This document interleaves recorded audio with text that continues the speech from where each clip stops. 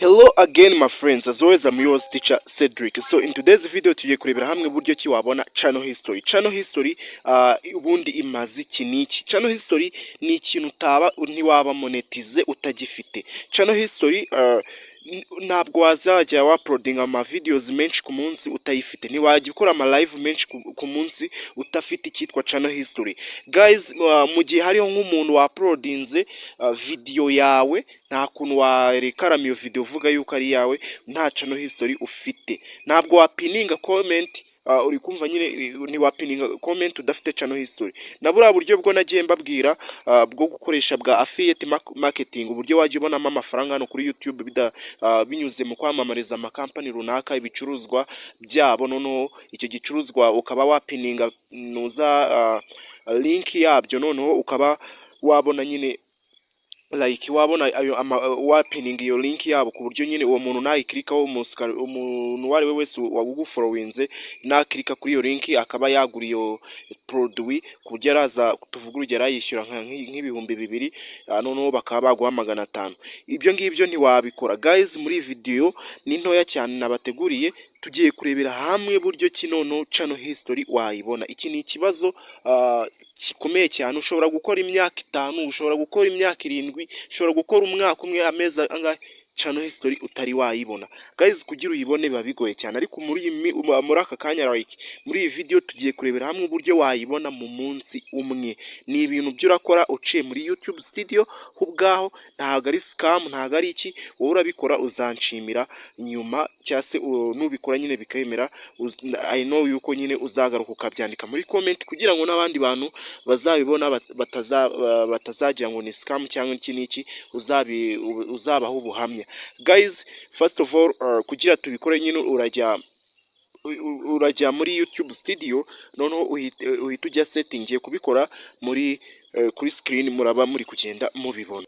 Mbere na mbere uraza hano muri setting ya YouTube studio, birategwa na browser yariyo yose wabukoresha. Tuvuga urugero uce kuri Chrome, noneho urahita uza muri YouTube studio, urasearchinga YouTube/dashboard, noneho uhita ujya muri YouTube studio yawe. So icyo urahita ukora ni ukuza hano muri setting, noneho ukinjira muri setting ukahakirika. So guys, ukimara kwinjira muri setting urahita uza hano ukirike kuri channel, numara kwakirika uraza kuri feature eligibility. Urasanga abenshi basanga ari utunuza tubiri turi enable, yaba standard na intermediate, noneho urahita ubona advanced zitari enable. Noneho urahita ukirika kuri aka ga staff, noneho umanuke munsi, yes, ujye kuri access features, aka kaboro k'ubururu ugakirikeho. Numara kugikirikaho haraza tutuzeru dutatu. Hano aho tugeze hari kuvuga ati choose how to access advanced features.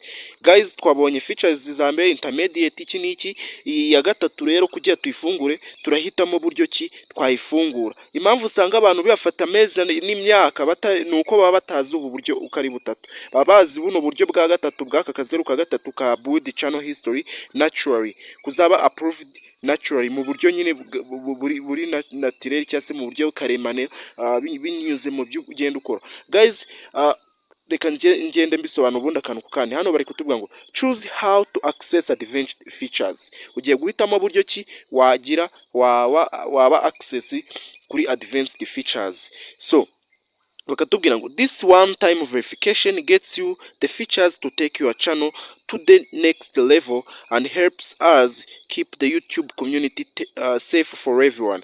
Ngo ubu buryo bwa verification y'inshuro imwe, one time verification, OTV, yes, ngo bituma ubona za features ziratuma, ubwo nukuva zina advanced features ziratuma channel yawe yaguka ikajya mu ntera ikurikiyeho cyangwa se ku rwego rukurikiyeho cya next level. Noneho bikaza kudufasha gutuma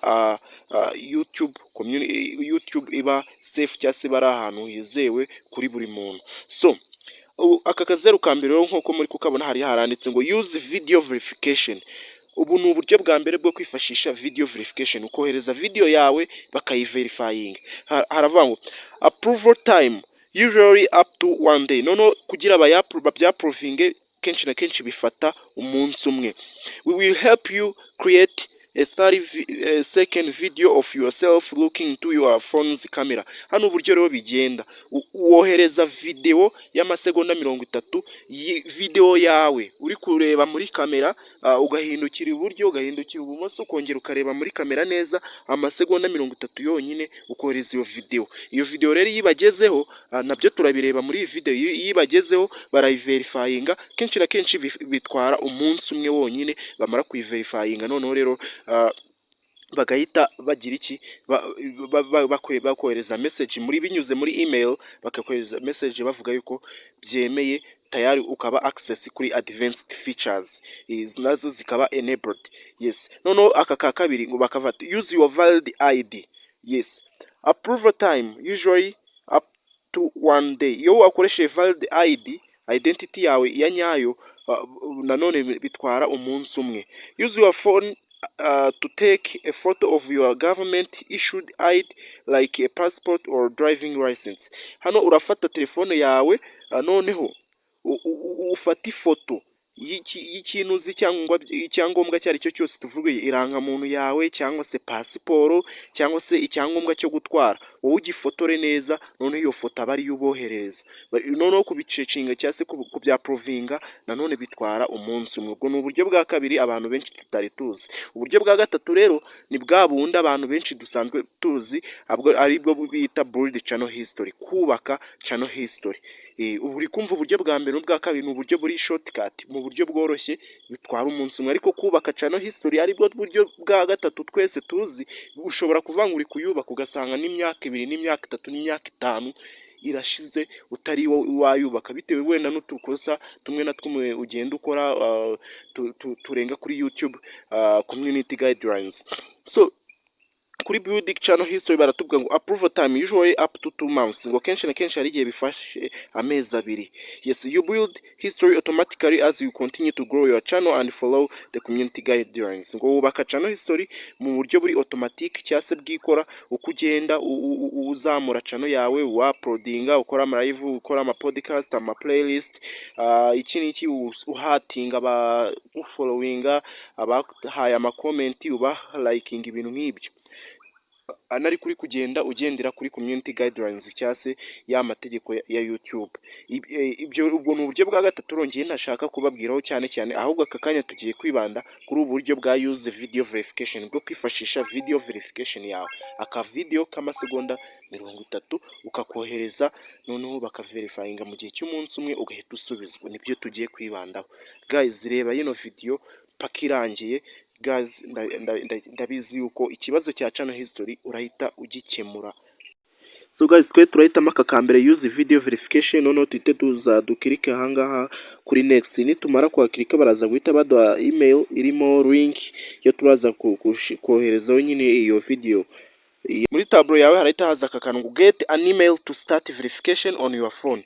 Uraza guhitamo kwakira email, ubutumwa bwa email kugira ngo utangire gukora verification cyangwa se kugenzura, hatangire gukorwa amagenzura ariko bikurewe kuri telefone yawe.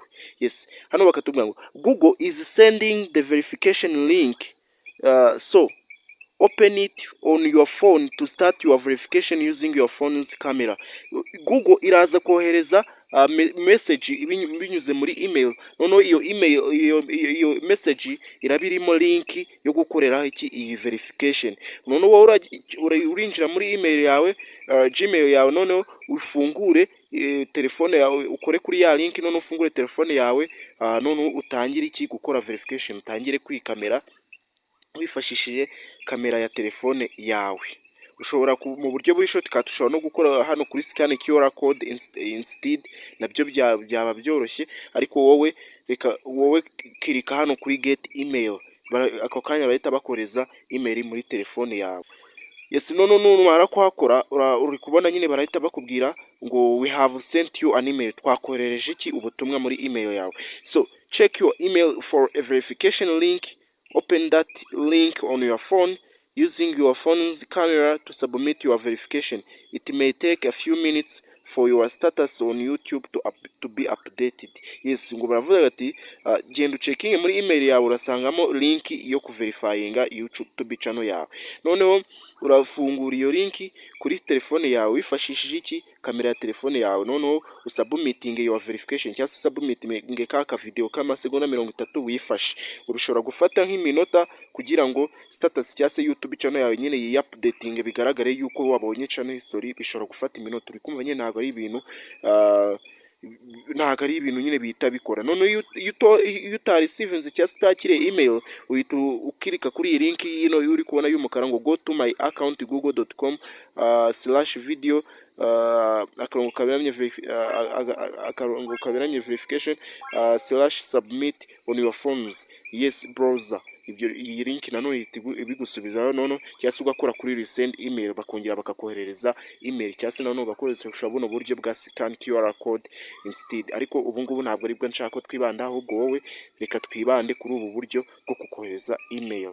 Ubwo tugiye gucekinga rero turebe niba baba bayitwoherereje. Uri kubibona hano hari use video verification to get advanced features YouTube features. Uri kubona nyine iyi ni ya email yo batwohereje guys. Ubwo icyo turahita dukora ntabwo niyo utakiri gusoma bino bigambo, ahubwo ugahita ukora hano kuri start verification kuri telefone yawe nyine, ugahita handika ngo start verification, ugakirika aho ngaho ugahita utangira guys. Nyine urahita ukirika kuri get started, bahita baguha community guidelines, wowe urahita uyemeza nk'uwayasomye, uhita uva yes I agree ko wemeranya nayo. Aka video nyine kari kukwereka uburyo ugiye kubikoramo.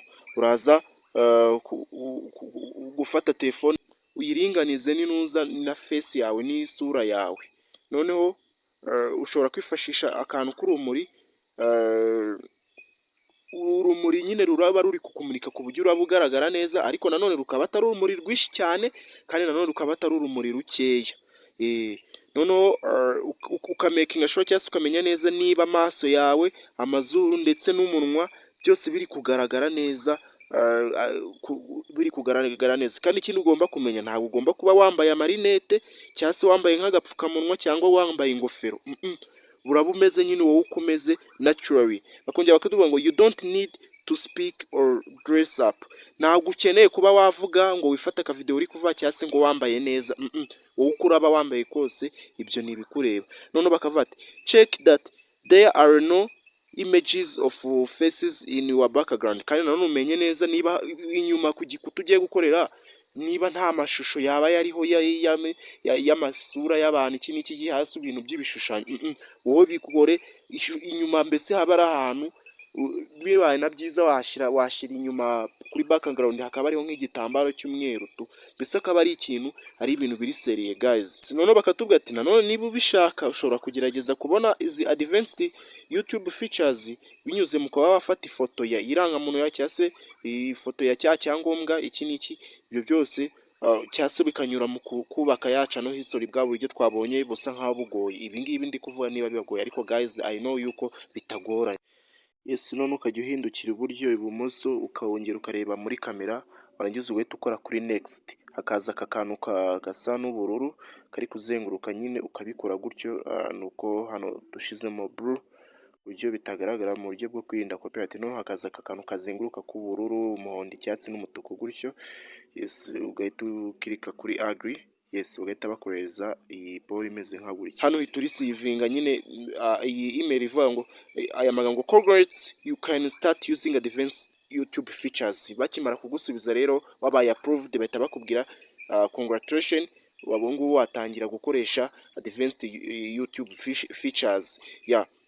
Your video verification is approved. Video yawe yo kuverifyinga niba utari robo. Impamvu ubundi babasha kumenya niba ari wowe umuntu wanyawe YouTube bishaka kumenya ngo yemejwe. Aka kanya ushobora kwifashisha advanced YouTube features. Yes, your video verification will be automatically deleted from your Google account within 2 years. Mu gihe kingana n'imyaka 2 video verification yawe izahita yisiba mu buryo buri automatic. It's usually deleted in a few months after you've built sufficient channel history. Ubundi ijya isibwa mu mezi makeya iyo ukimara kugira iki kubaka amateka ahagije ya history yawe, or after 1 year if you haven't used advanced features, cyangwa se nanone mu gihe cy'umwaka umwe niba utari wagakoresha advanced features. So you can delete your video verification at any time in your Google account. Nanone igihe ubishakiye ushobora kuyisiba unyuze muri Google account yawe. However, if you delete your video you won't be able to use advanced YouTube features. Ariko nanone icyo ugomba kumenya nuko nusiba iyo video utazongera gukoresha advanced YouTube features. Yes, you will need to build your YouTube channel history or try ID or video verification again to get access to these features. Bikumva bizagusaba kugira wongere uzigereho, nyine bizagusaba kunyura muri bwa buryo butatu. Google may save your verification data for a period of time to protect against abuse. None rero Google ishobora gusavinga cyangwa se kubika iyo verification data mu gihe runaka, nyine kugira ngo irinde ko hariho amategeko warengaho. So guys, none uri kubona hano yaba standard features zabaye enabled, yaba intermediate features zibaye enabled, yaba advanced features nazo zibaye enabled. Aka kanya uri ready kuba niba wuje amasaha 3,000 wuje n'abasubscribers 1,000 kuba waba monetized ugatangira guhembwa. Yes, uri kubona ko ni ibintu byoroshye cyane guys, ni ibintu byoroshye. Nizere yuko abantu bari baracitse intege zo kuba bakora YouTube bagira iki n'iki bitewe n'aka kantu ka channel history. Guys, noneho ni ibintu byoroshye, na amasomo isomo nkwaye for free. Niba ryakugiriye akamaro guys, kika kuri subscribe uri sharing, kuko guys hariho abantu benshi bacitse intege zo gukora hano kuri YouTube, nyamaze bari bafite ama content ya danger, bafite ibitekerezo, ariko bitewe nuko kubura akantu ka channel history ugasanga nyine bacitse intege. Guys, ngende hano like nyine nanjye it's my personal experience, nanjye nabiciyemo guys. Rero wowe bigenze gutyo akantu ku kandi, I know yuko biracamo. So guys, this is the end of the video. Gusa nyine mbibutsa yuko kugira ngo nyine iyi staff ikore, winjire mu YouTube studio ubone kara staff ku bururu uhita uhinguka kuri ibi byose. Usabwa kuba uri gukoresha computer, ntabwo kuri telefone bya kamera gusa. Nyine email nyine yo bazayoreza kuri telefone, iyo byose steps zose zikoreye kuri telefone gusa. Nyine guys, nizeye yuko wowe twabanye muri video wakritse kuri subscribe kugira ngo tujye tubana mu yandi ma videos, ukaba wakritse kuri ring icon kugira ngo anytime twa-uploading new videos zabe somehow notified. Guys, I really love you, see you.